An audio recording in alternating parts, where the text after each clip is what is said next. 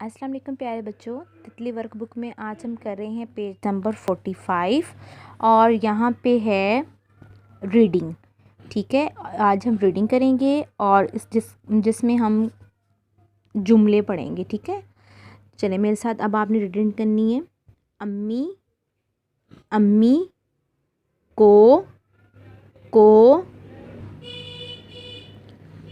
तोस तोस पसंद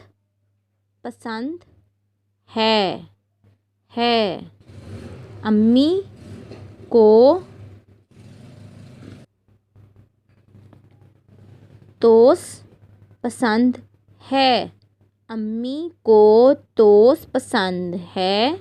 बिल्लू को तोस पसंद नहीं। बिल्लू को तोस पसंद नहीं। अम्मी को तोस पसंद है, बिल्लू को तोस पसंद नहीं। ठीक है, यहाँ पे हम 1.5 लगाएंगे आज की। और रीडिंग की वीडियो आपने जी सूट पे सेंड करनी है। अल्लाह हाफिज़।